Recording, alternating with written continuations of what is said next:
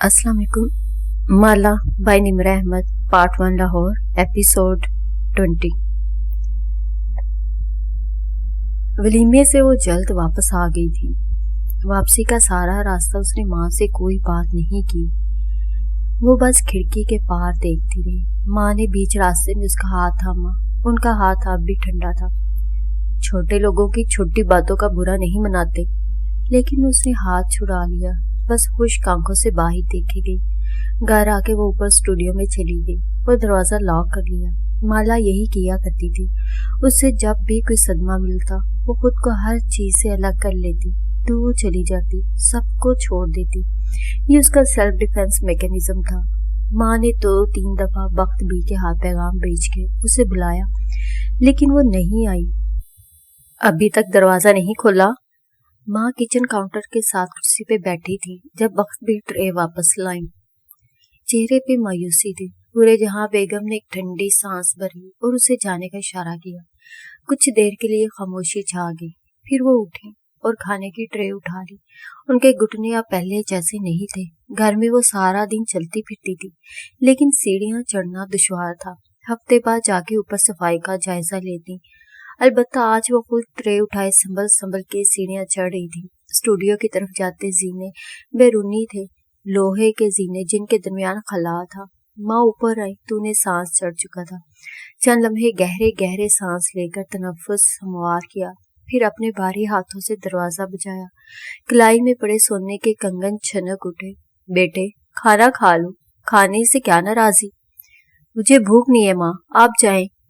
वो बस हल्का सा इतना ही बोली। वो स्टूडियो के फर्श के वस्त में बैठी थी, घुटने सीने से लगा के उन पर थोड़ी टकार की थी। आंसू आंखों से निकल के चेहरे के दानों पर से फिसलते जा रहे थे। माला, मेरी बेटी। उन्होंने अपने ठंडे हाथ से फिर दस्तक दी, मगर वो नहीं हिली। फिर आहिस्ता से झुकी, ट्रे चौखट पे रखी, एक हाथ से रेलिंग का सहारा लिया और दूसरा घुटने पे रखे वहीं ऊपरी जीने पे बैठ गई। दुपट्टे के पल्लू से गर्दन का पसीना थपथपा के खुश किया। ये ओपन एयर सीने थे। यहाँ से बैठ के देखो तो सारी कॉलोनी और उसके लहलहाते दरख्त नजर आते थे। हर घर के सामने एक छोटा सा सब्ज कता इस घर के माली की मेहनत का मुंह बोलता सबूत था। तुम पूछती थी कि मैं पौधे क्यों उगाती हूँ। हवा से उनका दुपट्टा उड़ने लगा तो उसे सर पे टिका के कानों के पीछे अड़स लिया। निगाहें उन दरख्तों पे जमी थी जो कतार की सूरत में सड़क किनारे उगे थे। हर घर का अपना दरख्त था। वो घुटनों से सर उठा के गौर से सुनने लगी। और मैं कहती थी कि पौधे ऑक्सीजन पैदा करते हैं, आंखों की ठंडक होते हैं। वो नीम अंधेरा स्टूडियो में बैठी खामोशी से सुनेगी। लेकिन असल बात ये नहीं थी बेटे। मुझे मेरे पौधे इसलिए अच्छे लगते हैं क्योंकि ये मेरी तरह तन्हा थे। तुम्हारे अब्बू तुम्हारे बचपन में मुझसे जुदा हो गए थे। वो धीरे से उठी और बिना चाप के चलती हुई दरवाजे तक आई, फिर उसके साथ बैठी यूं कि पुश्त दरवाजे से लगा ली। अगर मैं लोगों की बातों को दिल पे लगा के बैठी रहती तो मैं जिंदगी का ये सफर कैसे तय करती, अपने बच्चों को अकेले कैसे पालती। माला ने सर दरवाजे से टिका दिया और आंखें बंद कर ली। आंसू ज़ारों कतार बहने लगे। बाहर माँ भी ऐसे बैठी थी कि उसकी तरफ पुश्त थी। दोनों के दरमियान एक बंद दरवाजा हायल था। हर पौधा तन्हा होता है क्योंकि वो इर्द गिर्द के पौधों को नहीं देखता। उसकी जड़ जमीन में होती है और शाखें आसमान में। वो अपने रब की तरफ जाने के लिए अपना कद बड़ा करता है। वो बेआवाज रो रही थी। सारी उम्र सुना था कि वो खूबसूरत शक्ल की है, कभी अपने बारे में कोई इनसिक्योरिटी नहीं पाली। जब उसे लगा कि वो लोग उनकी माली हैसियत की वजह से पीछे हट गए हैं तो उसे इतना बुरा नहीं लगा था। लेकिन आज कैसे दो औरतों ने मिलकर उसकी सारी साथ को जमीन बोस कर दिया था। वो अल्फाज, क्या आपने उसका चेहरा देखा था, दानों से भरा हुआ। उसके दिल में ऐसे गड़े थे कि अब निकल नहीं पा रहे थे। चेहरे के चंद निशान, सांवली रंगत, छोटा कद, मोटापा। क्या इंसान खूबसूरती के इन पैमानों को आंखों में लिए पैदा हुआ था या ये माशरे ने उसके जहन में फिट किए थे। माँ कह रही थी, पौधे को नहीं परवाह होती कि उसके इर्द गिर्द क्या हो रहा है, किसके फल उससे ज्यादा हैं और किसका फूल उससे खुशनुमा है। वो बस अपने बीज का वफादार होता है। वो बीज जिसने उसे जना होता है, वो अपनी सारी तवानाई उस बीज को दरख्त जितने कद तक पहुंचाने में सर्व करता है। اس نے آنکھیں کھولی. اسٹوڈیو تاریک اور خاموش تھا اور دھندلا بھی.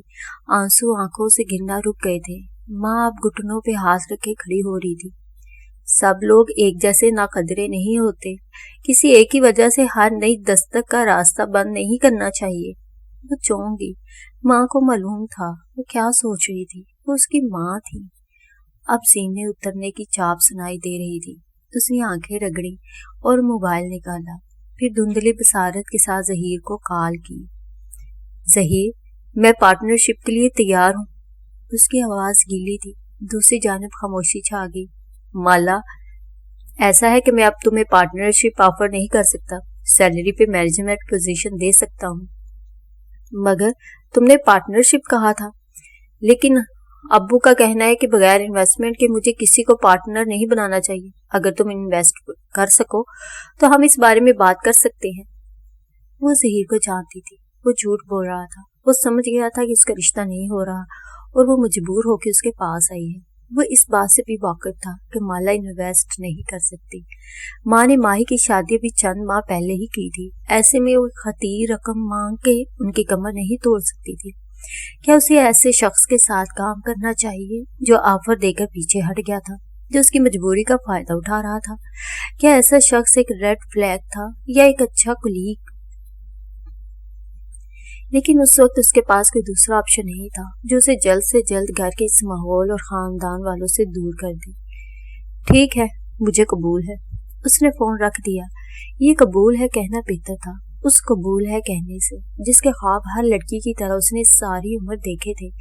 لیکن کشمالہ مبین ان لڑکیوں میں سے نہیں بنے گی جو بار بار چائے کی ٹرالی لائیں اور ریجیکٹ ہو. کیا فائدہ اس شادی کا جس میں دوسرے کے معیار کے مطابق خود کو ایک سانچے میں ڈالنا پڑے؟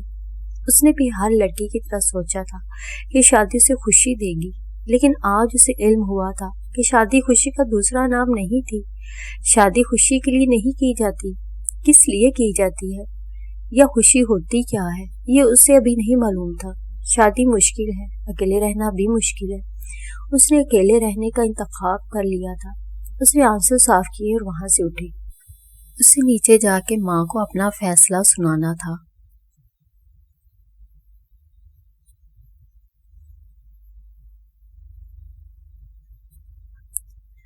المرجان لاؤنج کی بالائی منزل پہ ایک پرتعیش اور وسیع و ریز ریستوران بنا تھا. وہ اپنا کھانا ڈال کے لایا تو دیکھا وہ میز پہ ویسے ہی بیٹھی مسلسل کالز کیے جا رہی ہے. کھانا کیوں نہیں کھا رہی ہو؟ وہ اسے تھوڑی دیر پہلے اپنے ہمراہ اوپر لایا تھا تاکہ وہ کھانا کھا سکے. اب دیکھا تو وہ ایسے ہی بیٹھی تھی، بدرے شرمندہ سی. میں پے بیک کیے بغیر نہیں کھا سکتی. یہ فری ہے، تم میری گیسٹ ہو، جاؤ کھانا کھاؤ. وہ نرمی سے کہہ کے سامنے بیٹھا. وہ اب بھی نہیں اٹھی تو ماہی نے گہری سانس لی. کیا تم قطر ایئر لائن سے بدلہ نہیں لینا چاہتی؟ تم جتنا کھانا کھاؤ گی ان کو اتنا ہی کھانا اور بنانا پڑے گا. نقصان ہی نقصان. تھوڑی دیر بعد مابینہ پلیٹ بھرے اس کے سامنے بیٹھی مزے سے کھا رہی تھی. 2-3 ڈرنکس اور جوسز بھی ساتھ رکھے تھے. ایک تو بھوک اتنی لگی تھی، اوپر سے فلائٹ کا کھانا اچھا نہیں لگا تھا اور یہاں تو انواع و اقسام کے کھانے دستیاب تھے. کھانا اندر گیا تو دماغ کچھ سوچنے کے قابل ہوا. نہ ماں یا مالا نے اس کی کال اٹھائی تھی، نہ عباد نے.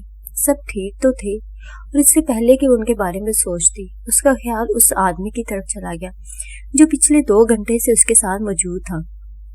ماہی نے غور سے اسے دیکھا. وہ تھوڑا سا کھانا ڈالے غائب دماغی سے کھا رہا تھا. اس نے سوائے کارڈ سکین کرنے کے اپنا موبائل نہیں نکالا تھا. وہ ایک ورکنگ پروفیشنل لگتا تھا. کیا اس کے کام نہیں ہوں گے؟ یہاں ہر کوئی فون پہ لگا تھا. وہ کیوں دنیا سے کٹا ہوا تھا؟ آپ میری مدد کیوں کر رہے ہیں؟ وہ ہاتھ روک کے بغیر اسے دیکھنے لگی. ماہی نے جھکا سر اٹھایا. اس کی آنکھوں میں نہ سمجھی تھی. میں نے تمہارے لیے ایک پیسہ نہیں خرچ کیا. اس لاؤنج میں میرے کارڈ پہ کوئی بھی گیسٹ فری میں آ سکتا ہے. آپ مجھے وقت دے رہے ہیں. نہیں، میں اپنا کھانا کھا رہا ہوں. میں اپنا وقت اور پیسہ کبھی ایسی جگہ نہیں لگاتا جہاں سے مجھے منافع نہ آئے. اور اس لمحے ماہی کو خیال آیا. آپ کا نام کیا ہے؟ آپ نے بتایا ہی نہیں. تم نے پوچھا نہیں؟ کہہ کے واپس کھانا کھانے لگا. ماہی نے چند ثانیے انتظار کیا.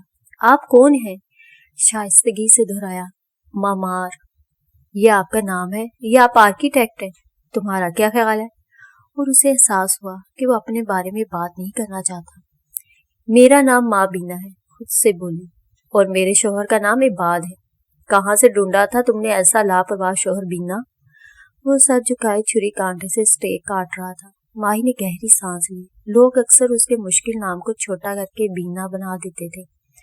وہ ایسے کبھی نہیں کرتا، پتہ نہیں وہ ٹھیک ہے بھی یا نہیں۔ وہ فکر مند ہوئی۔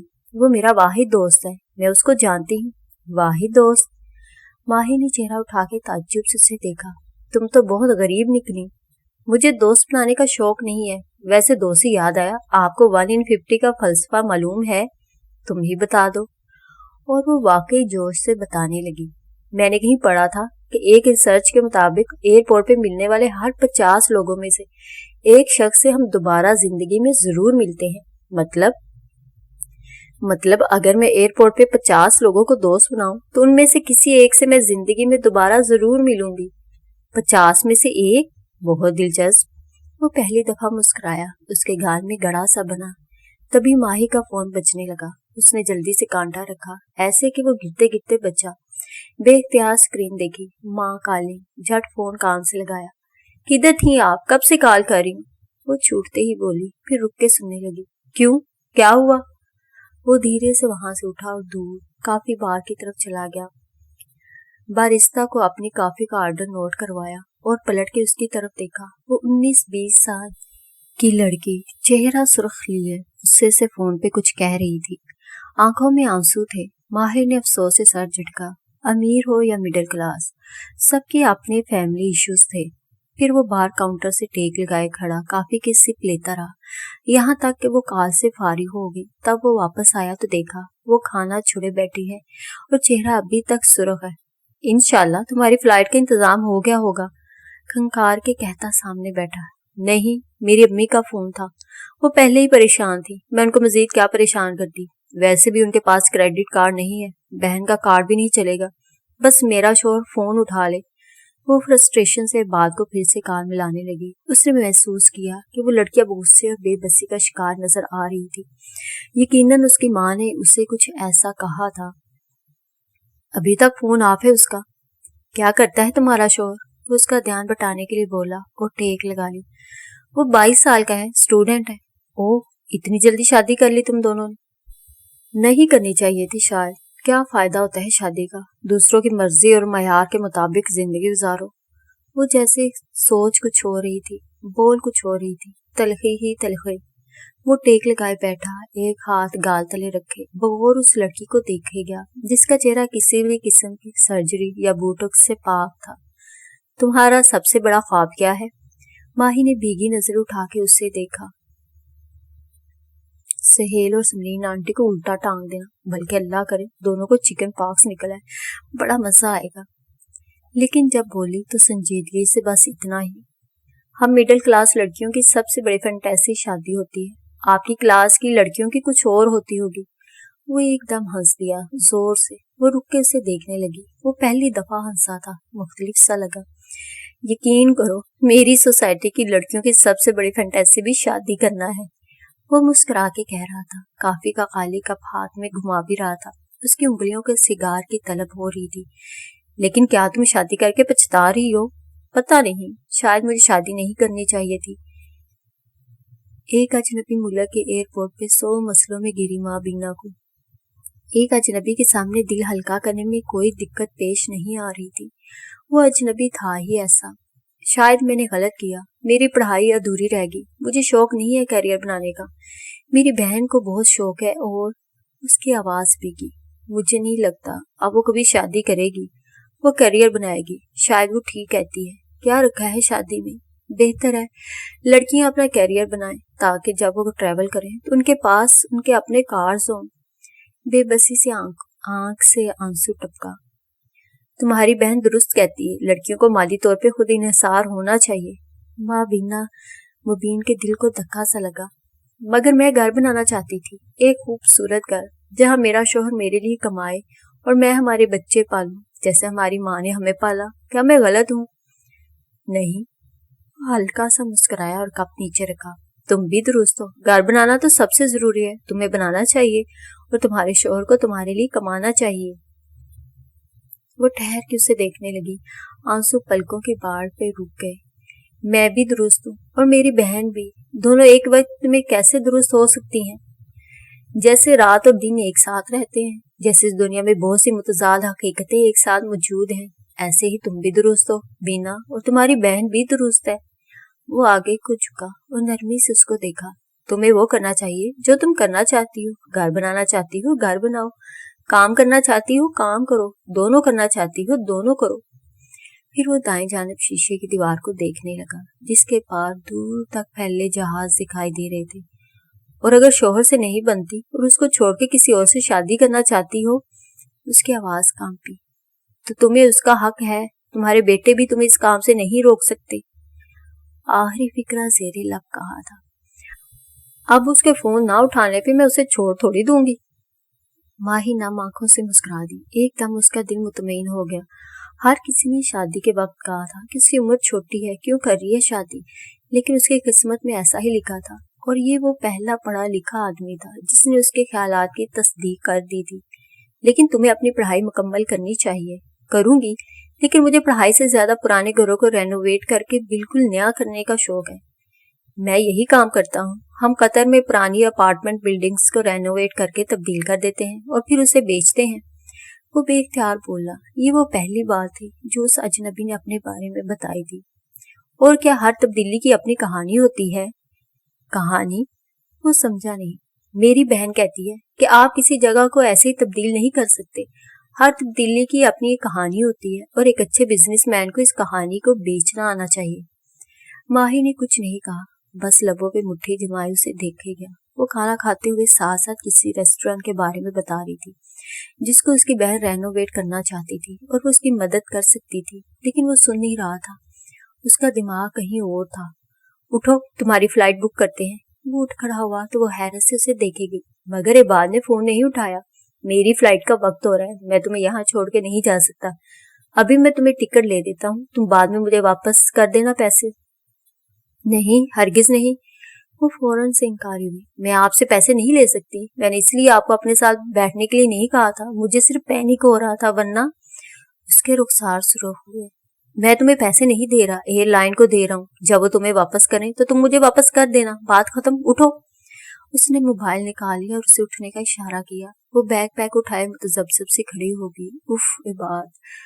اس سارے پروسیس میں چند منٹ سے زیادہ نہیں لگا. بورڈنگ پاس ہاتھ میں آتے ہی اس نے ممنونیت سے اس اجنبی کو دیکھا تھا. تھینک یو، لیکن میں یہ پیسے واپس کر دوں گی. مجھے کوئی اکاؤنٹ نمبر یا اپنا کارڈ دے دیں. ماہی نے اس کا بیگ پیک اٹھایا اور جیب سے پین نکالا. وہ تعجب سے اسے دیکھنے لگی. وہ بیگ پیک کے اسٹریپ پہ پین سے ایک فون نمبر لکھ رہا تھا. ماہی کے لب کھل گئے. ابھی دوحہ ایئرپورٹ پہ لینڈ کرتے ہی اس نے ہارورڈ سے یہ بیگ پیک لیا تھا. زندگی کا سب سے مہنگا بیگ پیک، اور کمبخت نے اس کو داغدار کر دیا تھا. لیکن وہ احتجاج کرنے کی پوزیشن میں نہیں تھی. بیگ پیک واپس رکھ کے ماہی فرید نے مسکرا کے اسے دیکھا. دوحہ میرا ہی شہر ہے. یہاں اگر کوئی مدد چاہیے ہو تو اس نمبر پہ کال کر دینا. 1 in 50. پھر جیب سے کچھ نکال کے اس کی طرف بڑھایا. یہ کچھ بیج ہے، اگر وقت ملے تو ان کو اگا دینا. ماہی نے اس کے ہاتھ سے وہ پلاسٹک کا پیکٹ تھام لیا جو بیجوں سے بھرا تھا. وہ دور چلا گیا اور وہ اس اجنبی کو دور جاتے دیکھتی رہی، یہاں تک کہ وہ انسانوں کی بھیڑ میں گم ہو گیا. پھر اس نے اپنا گیٹ معلوم کرنے کے لیے بورڈنگ پاس دیکھا تو وہ چونکی. لب کھلے کے کھلے رہ گئے. اس آدمی نے ماہی کو بزنس کلاس ٹکٹ لے دیا تھا.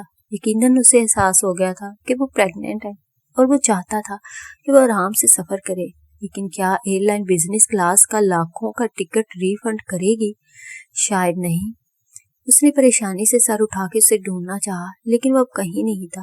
ایئر لائن واپس کرے یا نہیں، وہ اس کے پیسے اس کو ضرور واپس کرے گی، چاہے اسے زیور ہی کیوں نہ بیچنا پڑے. پتہ نہیں کون تھا 4 گھنٹے اس کے ساتھ بیٹھا رہا اور اس کی اتنی مدد کی. شاید وہ اس سے زندگی میں کبھی دوبارہ نہیں ملے گی.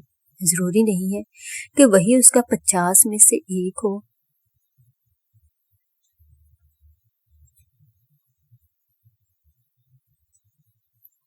مبین منزل پہ ایک عجب سی سوگواریت چھائی ہوئی تھی. مالا جا رہی تھی اور مئید اس سے بحث کر کر کے تھک چکا تھا.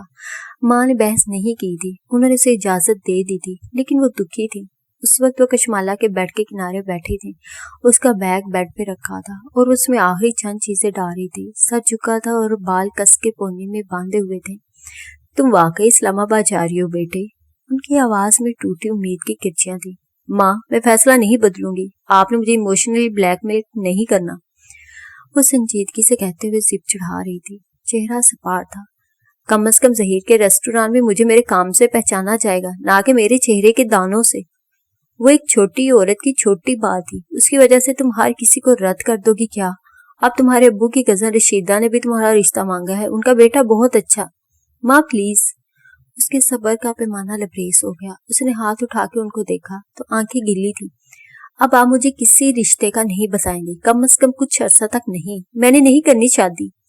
چند لمحے کے لیے دونوں کے درمیان خاموشی چھا گئی. پھر مالا نے بیگ رکھا اور ان کے ساتھ بیڈ پہ آ کے بیٹھی.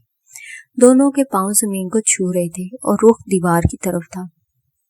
آپ نے کہا تھا پودا اپنے بیج کا وفادار ہوتا ہے, اس سے پورے قد کا درخت بننا ہوتا ہے. مجھے بھی بننا ہے ماں. مجھے اپنے آپ پہ کام کرنا ہے پہلے, اپنے کمپلیکسز پہ, اپنے خواہشات پہ جن کو میں نے شادی کے لیے چھوڑ رکھا تھا. پھر اس نے پیچھے رکھے سامان میں سے ایک ڈبہ اٹھایا اور اس کے سامنے کیا. ماں نے ڈبے کا ڈھکن ہٹایا تو اندر سفید اور سلور ہیلز تھی. وہ نہ سمجھی سے اسے دیکھے گئی. ظہیر نے مجھے ایڈوانس سیلری دی ہے اور یہ میں نے اس سے خریدی ہے. میں اپنی اسکن کی ٹریٹمنٹ بھی شروع کروں گی, لیکن اس کمائی سے جو میں خود کماؤں گی. میں نے اپنی خواہشات شادی کے لیے چھوڑ رکھے تھے. جب شادی ہوگی تو میں یہ کروں گی وہ کروں گی, لیکن نہیں ماں, شادی خواب پورے کرنے کے لیے نہیں کی جاتی. مجھے جو کرنا ہے خود کرنا ہے, اپنے لیے کرنا ہے. ماں نے تعجب سے اس ہیلز کو دیکھا. یہ صرف جوتے ہیں مالا, یہ انسان کبھی بھی خرید سکتا ہے. نہیں ماں, یہ صرف جوتے نہیں ہیں, یہ میری بہت سی خواہشات کی علامت ہیں جن کو میں نے کسی دوسرے انسان کے لیے چھوڑ رکھا تھا. وہ آئے گا تو یہ پوری ہوں گی, اور اسی لیے مجھے دکھ زیادہ ہوا ہے. میں نے اب کسی انسان سے یہ توقع نہیں لگانی کہ وہ میری خواہشات پوری کرے گا. میں خود اپنے لیے کافی بننا چاہتی ہوں, اس لیے مجھے مت روکیں. اس نے گیلی آنکھوں سے کہتے ہوئے ماں کا ہاتھ تھاما. آج ان کا ہاتھ گرم تھا. ٹھیک ہے بیٹے, جیسے تمہاری مرضی, انہوں نے ہلکی آواز میں کہا. ان کے کندھے جھکے ہوئے اور آواز پست تھی. پھر وہ گھٹنے پہ ہاتھ رکھے اٹھ کھڑی ہوئی. میں ساتھ لے جانے کے لیے لنچ پیک کرواتی ہوں. ماموں سے بات ہو گئی تھی, انہوں نے تمہارے لیے اوپر والا کمرہ صاف کروا دیا ہے. انہوں نے اپنا گرم ہاتھ اس کے ہاتھ سے نکال لیا تھا. اس کا دل کٹ کے رہ گیا تھا. ان کا ہاتھ کیوں گرم تھا؟ کیا ان کو بخار تھا؟ کیا اسے پوچھنا چاہیے؟ کیا اسے مڑ کے دیکھنا چاہیے؟ کیا وہ نمک کا مجسمہ بننے کا خطرہ مول لے سکتی تھی؟ شاید نہیں. اس نے گرم ہاتھوں کو ذہن سے جھٹک دیا. اس وقت اسے خود کو سب سے اوپر رکھنا تھا. وہ واپس بیگ کی طرف آئی اور اپنی چیزیں اندر ڈالنے لگی. اس وقت اپنے لیے اسے دل سخت کرنا تھا.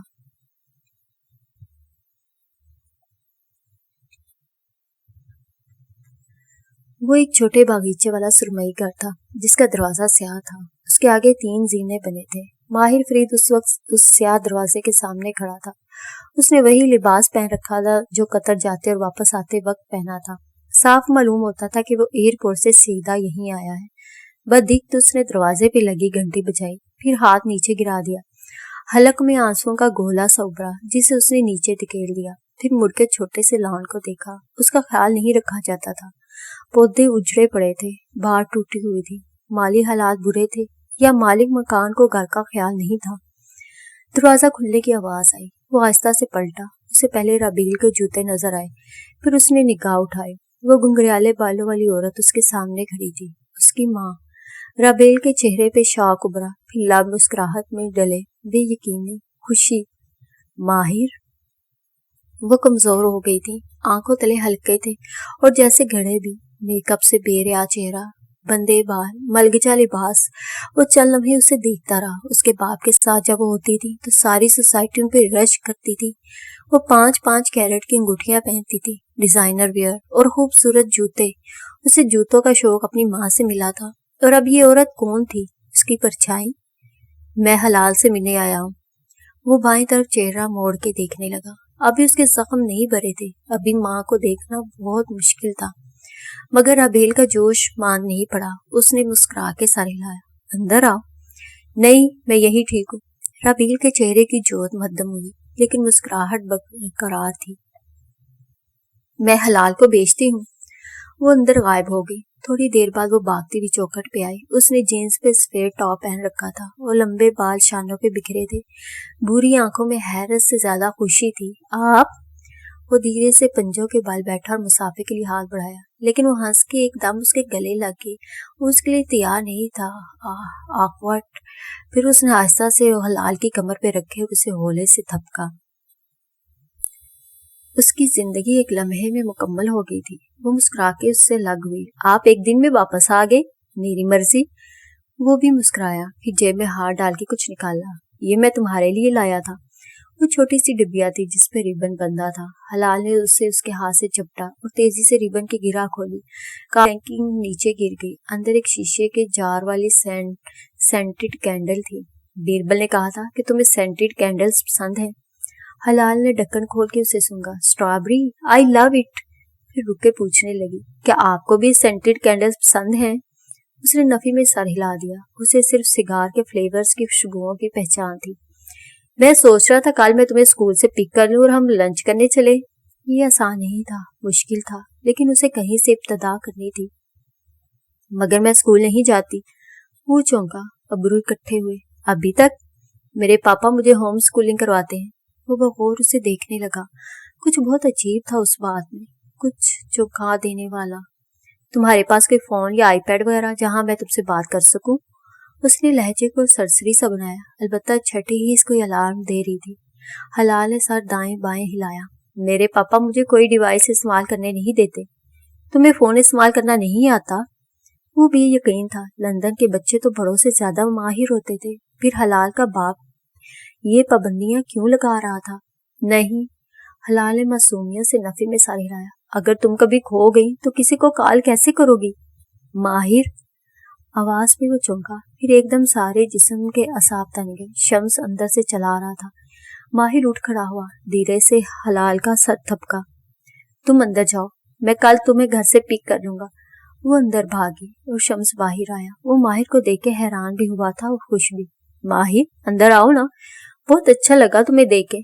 शम्स नीचे उतर आया। अब वो दोनों जीनों के सामने खड़े थे। माहिर ने हाथ बढ़ा के दरवाजा बंद कर दिया ताकि अंदर जाती आवाजों का रास्ता रुक जाए। माहिर, मुझे वाकई बहुत अच्छा लगा कि वो कहने लगा, लेकिन माहिर फरीद उसके सामने आया और उसकी बात काटी। अब मेरी बात गौर से सुनो शम्स, उसकी आंखों में देख के कह रहा था। बल्ला, तुम्हारी मौत मेरे हाथों लिखी है। बल्ला, कब, कैसे, मुझे नहीं मालूम, लेकिन अगर तुमने दोबारा मेरी माँ पे हाथ उठाया तो तुम्हारी मौत का दिन बहुत करीब आ जाएगा, याद रखना। शम्स के चेहरे पे शौक उभरा। लम्हे भर के लिए वो कुछ कहने के काबिल नहीं रहा। माहिर, तुम्हें, वो हकलाया, किसी ने गलत बताया है ऐसा? मैं बीरबल नहीं हूँ जिसे तुम शीशे में उतार सकते हो। मैं माहिर हूँ। अब मैं तुम्हारे बहुत करीब हूँ। उंगली उठा के उसे तंबीह करा था। इसलिए ये मत भूलना कि मैं तुम्हारे ऊपर नजर रखे हुए हूँ। उसने उंगली उठा के तंबीह की। शम्स जहां था वही खड़ा रह गया। माहिर फरीद मुड़ा और लंबे लंबे डग बढ़ता अपनी कार की तरफ चला गया। उसे कहीं से तो इब्तदा करनी थी।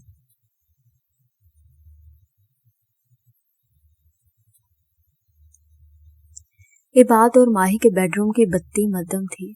वो बैकग्राउंड से टेक लगाए बैठी थी। उसकी आंखें रोने के बायस गुलाबी हो रही थी और वो टिश्यू से बार बार नाक रगड़ रही थी। इबाद बेड के किनारे सर झुकाए बैठा था। उसके एक बाजू पे प्लास्टर बंधा था। ये सब उस मनहूस एयरपोर्ट की वजह से हुआ है, वो रोते हुए कह रही थी। मैं वहां इतनी देर ना रुकती, इतना स्ट्रेस ना लेती तो मेरा बच्चा ना खोता। शायद इस सब में मेरा कसूर है। वो सर झुकाए शिकस्त खोरदा सा लग रहा था। मेरा उस दिन एक्सीडेंट ना होता और मैं तुमसे राब्ता ना होता तो तुम इतना स्ट्रेस ना लेती। माही ने घुटनों पे सर रख दिया। अभी उन्होंने किसी को नहीं बताया था, माँ और माला को भी नहीं। अब देखना, सब कहेंगे माही को इस कंडीशन में क्या जरूरत थी सफर करने की। सब मुझे इल्जाम देंगे, कोई नहीं मानेगा कि डॉक्टर ने मुझे इजाजत दी थी। दफ्तन वो चौंकी, कुछ याद आया। वो सीधी हुई और आंसू साफ किए। इबाद, उस आदमी को कॉल की थी, मैंने उसे मैसेज छोड़ा था, उसने जवाब ही नहीं दिया। हाँ मैंने की थी। उसने कहा कि वो एयरलाइन से रिफंड करवा लेगा। उसके एयरलाइन कैसे रिफंड करेगी? उसको तो मेरा सीट नंबर या पासपोर्ट नंबर भी नहीं मालूम। उसने कुछ भी देखे बगैर सिर्फ पेमेंट की थी और कुछ नहीं कहा। उसने कहा था यही यही कि जब तुम्हारी बीवी ट्रैवल कर रही हो तो तुम अपना फोन ऑन रखा करो। ये बात सख्त बदमज़ा हुआ। वो जो आंखों में आंसू लिए बैठी थी हल्का सा मुस्कुराई। तुमने उसे बताया नहीं कि तुम्हारा एक्सीडेंट हो गया था? उसने मौका ही नहीं दिया। मुझे लापरवाही का ताना देकर फोन बंद कर दिया। शायद वो पैसे लेना नहीं चाहता। अजीब आदमी था, मेहरबान आदमी था। माही ने तस्दीक की। वो 1 in 50 नहीं था, क्योंकि वो उनसे ताल्लुक नहीं रखना चाहता था। उसे उस रोज यकीन हो चला था कि वो उससे फिर कभी नहीं मिलेगी।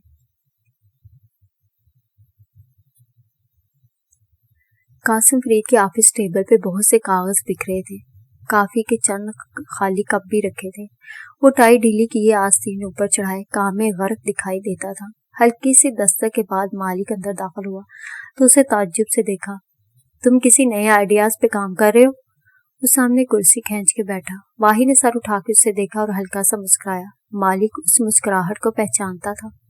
तुम्हें याद है हमने ये बिजनेस एम्पायर कैसे खड़ी की थी? तुम्हारे अब्बा और मैंने कतर के रियल एस्टेट बैरून ने मुल्क बेचना शुरू की थी।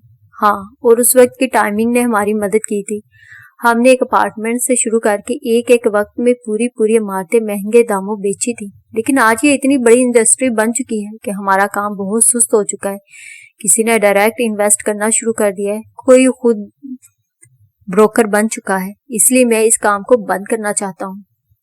मालिक के चेहरे पे बेयकीनी उभरी। क्या कह रहे हो? हम कब तक लंदन के लोगों को कतरी रियल एस्टेट बेचते रहेंगे? क्यों ना हम इसके उलट करें, यानी हम कतर के लोगों को लंदन की रियल एस्टेट बेचें। मालिक को चंद लम्हे लगे शौक से बाहर आने में। लंदन की रियल एस्टेट बहुत महंगी है, हम अफोर्ड नहीं कर सकते। कर सकते हैं, मैं बताता हूँ कैसे। उसने एक नक्शा उसके सामने रखा, फिर कलम से एक जगह इशारा किया। मैं waste and Mayfair nights bridge और बेलग्रेविया की पुरानी और थकी हुई प्रॉपर्टीज की बाइंडिंग में हिस्सा लेकर उन्हें खरीदूंगा। ये 1800 से 2000 पाउंड्स फी मुरब्बा मीटर के हिसाब से मिल जाएंगी। वो उसको समझा रहा था। मैं हर घर पे फी मुरब्बा मीटर 200 से 300 पाउंड्स का खर्चा करके उसको रेनोवेट करूंगा। मालिक ने जहन में जमा तफरीक की। यानी तुम्हें प्रॉपर्टी 2200 से 2300 पाउंड्स फी मुरब्बा मीटर की पड़ेगी और ये करीबन 3000 पाउंड्स पे फरोख्त हो जाएगी। लेकिन लोग हमसे क्यों खरीदेंगे? क्योंकि लंदन की हाई एंड प्रॉपर्टीज उस वक्त 3200 पाउंड्स फी मुरब्बा मीटर पे फरोख्त हो रही हैं। हम मार्केट से 200 पाउंड सस्ते में फरोख्त करेंगे ताकि हमारे कतरी क्लाइंट्स भी खुश हों और हम भी पैसा बनाएं। मालिक चंद लम्हे उसकी बात पे गौर करता रहा, लेकिन वो मुतासर नजर नहीं आता था। ये प्रॉपर्टीज बहुत पुरानी है, तुम इनमें ऐसा क्या करोगे जो ये महंगे दामों फरोख्त हो जाएंगी? वो धीरे से मुस्कुराया। उस रोज मुझे एयरपोर्ट पे एक लड़की मिली। उसने मुझे एक बात कही थी, हर तब्दीली के पीछे एक कहानी होती है। मैं हर पुराने घर की कहानी निकालूंगा और फिर उस घर को उसमें रहने वाली कदीम इंग्लिश फैमिली के रवायात और इक़दार को सामने रखते हुए रेनोवेट किया जाएगा। मुझे सिर्फ वो कहानी बेचनी है जो उस घर के साथ जुड़ी होगी। हम इस बारे में मजीद बात करेंगे। वो कदरे गैर मुतमईन नजर आता था। फिर उसने पहलू बदला। वैसे तुम किस लड़की के साथ आजकल डिनर्स पे जाते हो? वो चौंका और ना समझी से मालिक को देखा। लड़की? अच्छा, वो मुझे बीरबल ने किसी से मिलवाया था। हाँ, मुझे मालूम है, उसको शम्स ने ही उसे मिलवाया होगा। मालिक ने लहजा सरसरी बना लिया। मैं सिर्फ जानना चाहता हूँ कि अगर तुम मुझसे शादी करना चाहते हो तो। एक मिनट। वो चौंका। सारे रियल एस्टेट, सारे नक्शे उसे भूल गए। शम्स कहाँ से आ गया दरमियान में? उसकी दुखती रग पे हाथ पड़ा था। ओह, मालिक ने हैरत से उसे देखा। तुम्हें बीरबल ने नहीं बताया कि वो लड़की शम्स के फैमिली फ्रेंड्स में से है? और वो एकदम उठा, सारा खून चेहरे में सिमट आया था। उसने मोबाइल उठाया और एक नंबर मिलाते हुए तेजी से बालकनी की तरफ चला गया। शीशे का दरवाजा बंद कर दिया। अब वो फोन कान से लगाए गुस्से से बात कर रहा था। वो यकीनन बीरबल को खरी खरी सुना रहा था और बीरबल आगे से इस बात से इनकारी होगा क्योंकि ये सच नहीं था। लेकिन मालिक ने कह दिया था तो माहिर मान लिया था। वो अपने बाप के भाई पे सबसे ज्यादा भरोसा करता था। मालिक खामोशी से उसे देखता रहा। उसके चेहरे पे तकलीफ थी, उसकी मुट्ठी बिंची हुई थी। ये आखिरी बार है, मैं इसे दोबारा धोखा नहीं दूंगा। उसने माहिर को देखते हुए खुद से किया वादा दोहराया।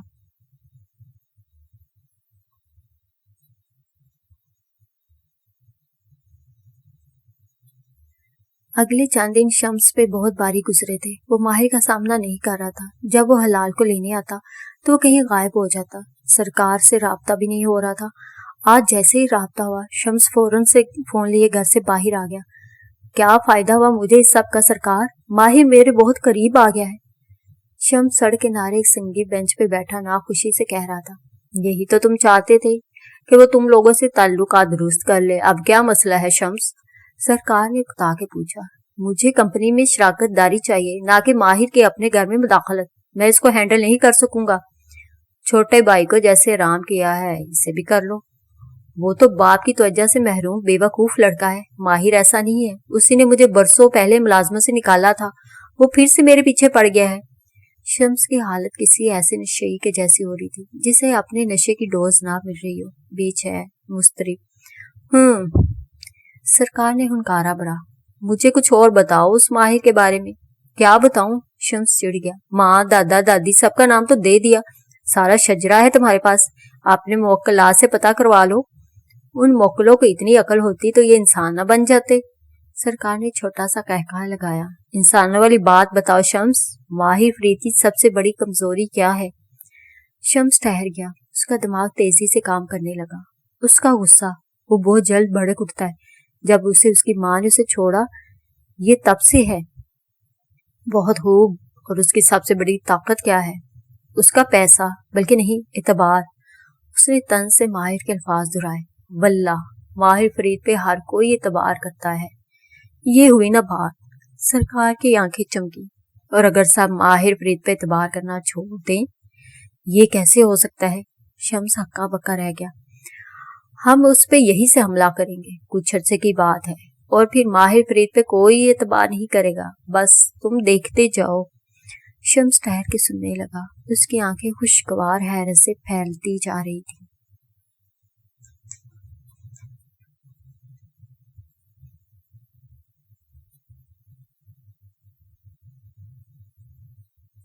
اسلام آباد کے اس کھنڈر جیسے ریسٹوران میں اس وقت رینوویشن کا کام جاری تھا. ہر طرف مٹی اور سیمنٹ کے ڈھیر تھے. کہیں پینٹ والے لگے تھے، کہیں بجلی کا کام ہو رہا تھا. ریسٹوران کے ہر حصے کو اکھاڑا ہوا تھا. ایسے میں ایک چھوٹے سے کمرے میں اس نے اپنی میز کرسی بچھائی ہوئی تھی اور اس وقت وہ ایک امریکی پوسٹل سروس کا پارسل کھو رہی تھی جو اسے ماہی نے بھیجا تھا. اندر ایک نوٹ بھی تھا. نہ جانے ماہی نے اسے میسج یا ای میل کرنے کے بجائے نوٹ کیوں بھیجا تھا. وہ تعجب سے پڑھنے لگی. مالا، میں تمہارے لیے خوش ہوں کیونکہ تم نے اپنی زندگی خود بنانے کا فیصلہ کیا ہے. میں یہ نہیں کہوں گی کہ تم غلط ہو. ماہی کا خط پڑھ کے اسے پارسل میں موجود دوسری چیز نکالی. وہ ایک چھوٹا سا پیکٹ تھا جو ببل ریپ میں لپٹا تھا. لیکن غلط میں بھی نہیں ہوں. میں اپنی پڑھائی جاری رکھوں گی لیکن میں کیریئر نہیں بناؤں گی کیونکہ مجھے اس کا شوق نہیں ہے. مالا کینچی سے ببل ریپ کو کاٹنے لگی. میں اپنا گھر بناؤں گی. ایک بچہ کھو دیا تو کیا ہوا؟ میں دوبارہ کوشش کروں گی. مجھے گھر اور بچوں کا شوق ہے اور میں وہی کروں گی جو میرا دل چاہتا ہے. ببل ریپ الگ ہوا تو اندر سے ایک پیکٹ نکلا. بیجوں کا پیکٹ. مالا نے چمبے سے انہیں اوپر اٹھا کے دیکھا. ہم دونوں غلط نہیں ہیں. شادی کرنا اور نہ کرنا عورت کی اپنی چوائس ہونی چاہیے. تمہیں وہ کرنا ہے جو تمہارا دل چاہے، لیکن اس سب میں تمہیں ماں کو نہیں بھولنا چاہیے. وہ پیکٹ کو اوپر اٹھائے دیکھ رہی تھی. کھڑکی سے آتی سورج کی روشنی اس میں سے منعکس ہو رہی تھی. مالا مسکرا دی. جب تم وہاں سے آئی تھی تو انہیں 3-4 دن بخار رہا تھا لیکن انہوں نے تمہیں بتانے سے منع کیا. اب وہ ٹھیک ہے لیکن تمہاری کمی کوئی بھی پوری نہیں کر سکتا.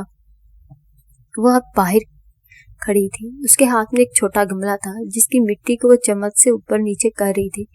تمہارے آنے کے 6 دن بعد ماں کی برتھ ڈے تھی. تم نے ان کو 1 ہفتے بعد وش کیا. جانتی ہو تم مصروف ہو لیکن امید کرتی ہوں تم اس سب میں خود کو کھو نہیں دو گی بلکہ ایک بہتر انسان بن کے نکلو گی. مٹی نرم ہو چکی تھی. وہ بیجوں کو مٹی میں چھڑکنے لگی. اس کے چہرے پہ مسکراہٹ تھی. میں تمہیں ایک تحفہ بھیج رہی ہوں. یہ بیج مجھے ایئرپورٹ پہ ملنے والے ایک مہربان انسان نے دیے تھے.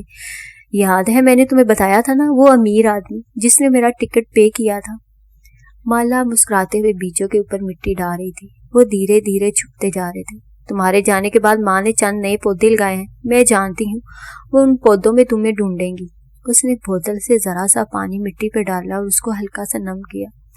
تم بھی ان بیجوں کو بو دینا اور ان میں اپنا آپ ڈھونڈنا. اس نے گملے کو اپنے آفس کی کھڑکی میں رکھ دیا.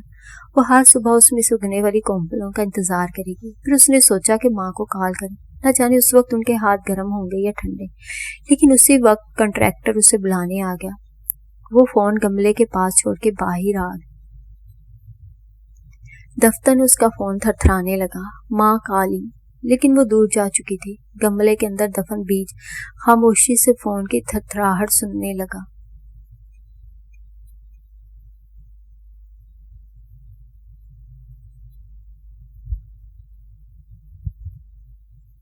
5 سال بعد موجودہ دن۔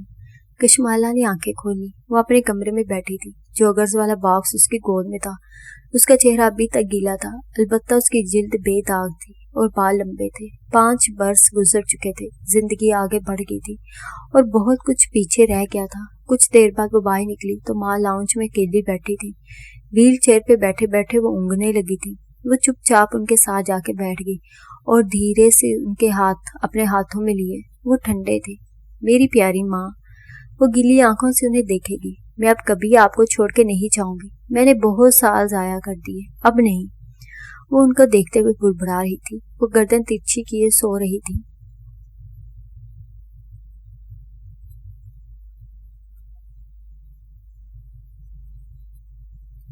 مالک کا لاہور والا اپارٹمنٹ ویسا ہی تھا جیسے وہ چھوڑ کے گیا تھا۔ وہ اس میں داخل ہوا تو اندھیرے نے اس کا استقبال کیا۔ ماہی نے بتی نہیں جلائی۔ چھوٹے چھوٹے قدم اٹھاتا وہ کھڑکی کے سامنے رکھی کرسی تک آیا۔ وہاں سے روشنیوں سے جگمگاتا سارا شہر نظر آتا تھا۔ اس نے جیب سے لائٹر نکالا اور کھڑکی کنارے رکھی۔ ایک موم بتی کے داغے کو شعلہ دکھایا۔ اسٹرابری، حلال کی پسندیدہ۔ پھر اس نے پیر چھوٹی میز پہ رکھ لی اور ٹیک لگائے باہر دیکھنے لگا۔ کھڑکی کے شیشے پہ اس کا عکس بھی دکھائی دے رہا تھا۔ ہلکی بڑی شیو والا مرد۔ کیا یہ وہی تھا جو 5 برس پہلے ہوتا تھا، یا وہ بدل گیا تھا؟ ہر تبدیلی کی ایک کہانی ہوتی ہے۔ تب ماہر فرید کا سب اعتبار کرتے تھے اور اب وہ تلخی سے مسکرایا۔ اب ماہر فرید کا کوئی اعتبار نہیں کرتا تھا، کشمالہ مبین بھی نہیں۔ تبھی اس کا موبائل بجنے لگا۔ اسے کوفت ہوئی۔ وہ اس وقت بیربل کی بکواس نہیں سن سکتا تھا۔ اکتا کے موبائل نکالا تو تاثرات بدلے۔ 1 in 50 کالنگ۔ اس نے کال موصول کی۔ ماہی کا چہرہ اسکرین پہ ابھرا۔ یہ اس لڑکی سے کہیں میچور اور سمجھدار لڑکی کا چہرہ تھا جو اسے 5 برس پہلے دوحہ کے ایئرپورٹ پہ ملی تھی، اور اس کے بعد بھی وہ ایک دفعہ اسے ملا تھا۔ اسے ماہی اور اپنی دوسری ملاقات بھی یاد تھی۔ آپ نے میسج کیا تھا کہ آپ مالا سے ملنے پاکستان آئے ہیں؟ وہ تشویش سے اسے دیکھتے ہوئے بولی۔ ہاں، میں ملا تھا تمہاری بہن سے اور… اس نے الفاظ ڈھونڈنے چاہے، لیکن وہ ہمیشہ کی طرح تیزی سے بات کاٹ کے بولی۔ تبھی اس نے ضیاء سے شادی سے انکار کیا ہے۔ میں کہوں اسے ایک دم کیا ہو گیا ہے؟ ماہر فرید تیزی سے سیدھا ہوا۔ اس نے ضیاء سے شادی سے انکار کر دیا ہے؟